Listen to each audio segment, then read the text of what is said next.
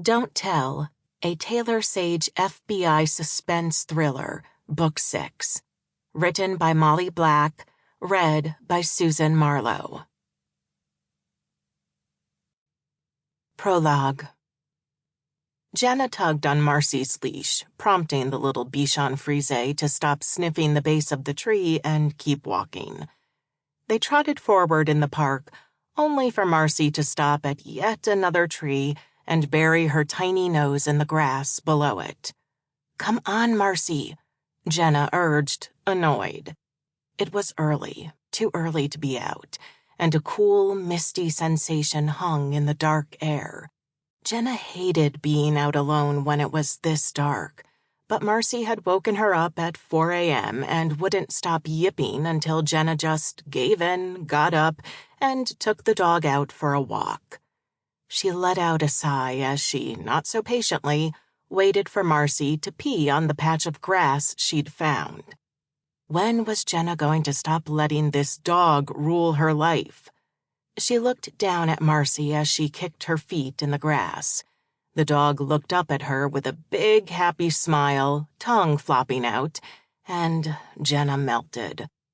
She knew she'd never stop giving Marcy what she wanted because she just couldn't resist her cuteness.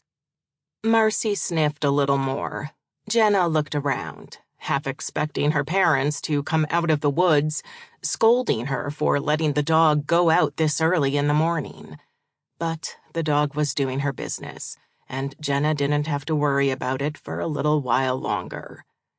She leaned against the dog-friendly tree trunk, watching the sky slowly light up in the east. The park was deserted at this time of day, and that meant that Jenna and Marcy had the whole space to themselves. "Wow," Jenna breathed as she looked up at the sky. The stars were still bright, twinkling in blue blackness. The air was cool and thick, like it had become liquid overnight. The scent of moist earth came from the ground, and Jenna knew it had rained the night before. The grass and the trees were dotted with dew. Everything around her was wet. "All right, come on," Jenna said, tugging on Marcy's leash. Marcy happily trotted along next to her owner, a bit of a skip in her step. They continued through the winding path of the park toward home. Jenna needed to get back in bed and grab a few more hours of sleep before work in the morning. But then, suddenly, Marcy stopped, staring at a tree with her ears perked up and head tilted to the side. Sample complete. Ready to continue?